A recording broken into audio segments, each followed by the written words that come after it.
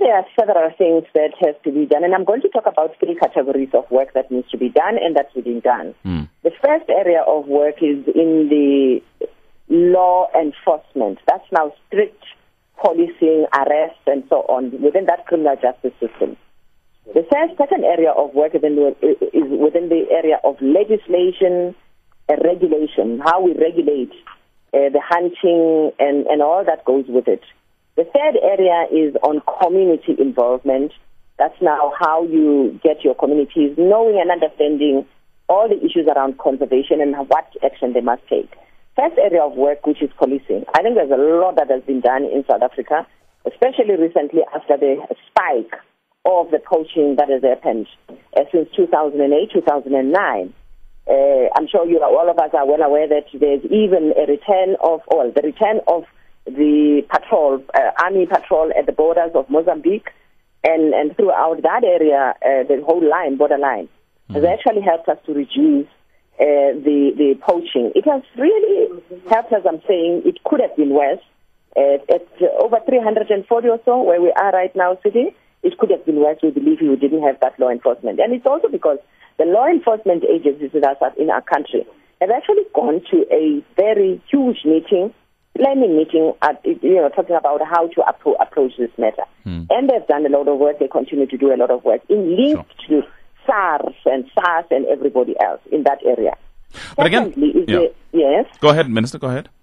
Secondly, is in the area of the legal, legislative issues and regulation. That area has got to do with us as authorities, with provinces. Now, there are definitely loopholes in that area of work. Firstly, internally in the country and also externally still existing. People may be aware that we have just issued new set of regulations adding to those that we have to strengthen that part of work. And what strengthening are we doing? We have actually been having hunting happening without very close monitoring by the nature conservation people. We now have introduced that in the regulations.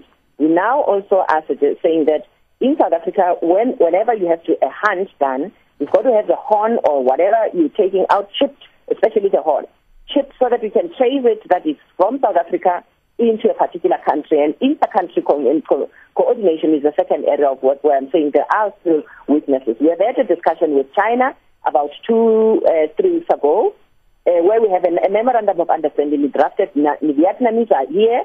They were here in South Africa after our deputy president met with their deputy president to also look at mechanisms to actually tap that. The entire Middle East and East Asia is the area that we are targeting because we can see that hunting also happens there, and permits, majority of the permits applications are from that area.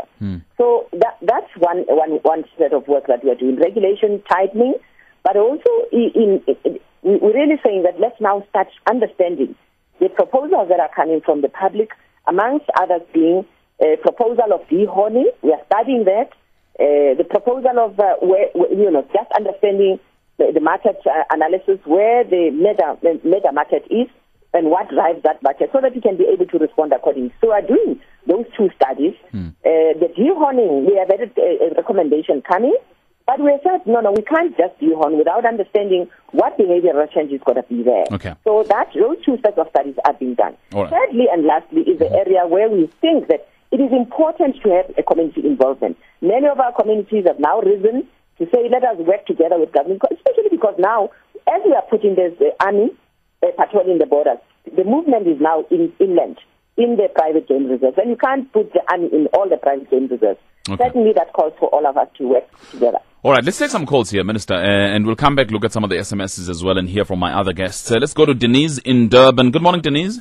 It seems to me one of the things that would work would be to clone the horns, regardless of the cost, because if we could sell them, we would surely make a heck of a lot of money. Clone them? Clone them. How do you mean? Well, you take the DNA and you make the same tissue. So, obviously it won't look like a horn, but it'll do the same thing. But then sell the cloned horn? Yeah. Okay, that's interesting. And secondly, it seems to me maybe we should say to China, look, you organize the cloning of horns, etc., because in 6 months' time we're going to start poisoning our rhinos and horns. It's interesting because I was on a conservation weekend a couple of weeks ago, and the explanation really is that this is and the properties that are in the horn are the same properties that you have in your nails, actually, and some SMSs are saying that part of what you have to do is to tell the people that are using it that it has no healing value. But they believe it does. That there are no benefits. Anyway, we'll hear from my other guests here, who have worked closely on these matters. Thank you very much for your call then, Denise, in Durban. Pram Emslie, good morning. Sir, this is a strong message to our government and the judiciary. What we should do, poachers must be imprisoned for life. Secondly, the world who's protecting rhinos should encourage the world to create rhino farms where they can sell the rhino horns for a fabulous amount. They don't have to kill the rhinos so that our grandchildren won't know what a live rhino looks like. Recently I was in Mauritius. I spoke to the authorities there about the dodo.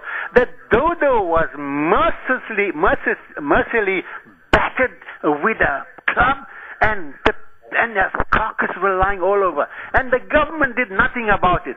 Today, the people of Mauritius doesn't know what a live dodo is. All right, Pram Emslie, thank you. Let's hear from Harry in Port Elizabeth. Hello, Harry.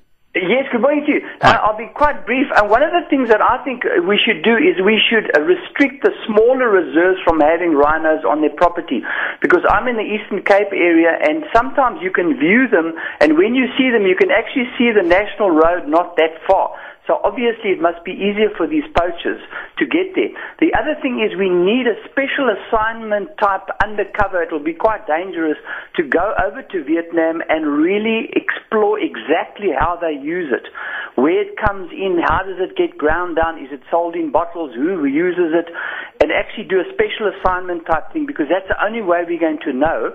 And the final point is that lady that said we should clone it is not as silly as it sounds, because they could try and manufacture a generic thing, label it fancy, and send it over there, made from obviously non-rhino, and that also is not such a silly idea. No, but Harry, scientifically, can you clone dead tissue?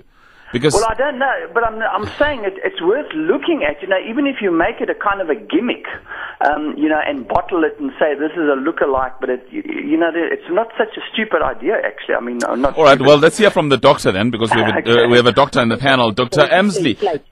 Are you still there, Doctor? Yeah, yes. Yes. Lots of suggestions coming through. Perhaps coming back to one of your callers mentioned that rhino horn was like eating your fingernails and didn't work. It is largely keratin, but Dr. Felix Patton in Kenya has just produced a sort of summary article that's looked at the evidence of tests of rhino horn, and chemically it's very slightly different.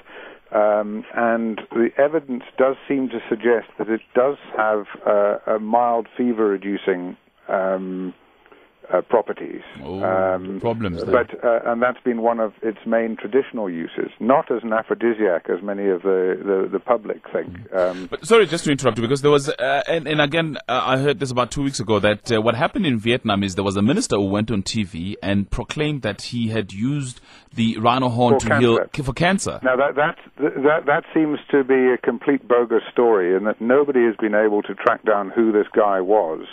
And certainly the Chinese and all the traditional medicine authorities are all quite categorical on it, that rhino horn has never been traditionally used for cancer.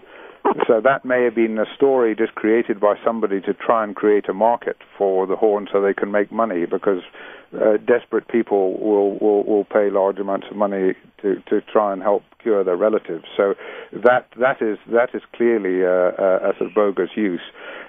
We had the suggestion of trying to sort of create horn in some way, but there are other products which are chemically very similar to rhino horn, particularly water buffalo horn, and under clinical trials at higher dosages, that seems to have quite similar effects. So that's possibly one solution, is to try with substitution of using water buffalo horn as a fever reducer. All right, let me just. But it's all the other conclusion of Dr. Patton's document was that although it does appear to have some fever-reducing properties, its strength has perhaps been exaggerated, and it may be like taking a mild aspirin, and so it's. But the problem comes that from a Western perspective, we may think, well, this is madness. Why not just take an aspirin? But the problem is if in a different culture the medicinal practitioners may believe in it, they're not going to accept a Westerner saying, well, but as we heard from the minister, that there are country-to-country negotiations between South Africa, Vietnam, South Africa, China, in order to discourage the use of the so-called TCMs, which are traditional Chinese medicines here. And the Chinese officials at CITES, certainly, it's currently, they've taken it out of their pharmacopoeia. It was in there for about 2,000 years. And officially, it's outlawed in China. Okay. But the minister did mention a number of the steps that South Africa has taken, and the country deserves a lot of credit for the efforts that have been made.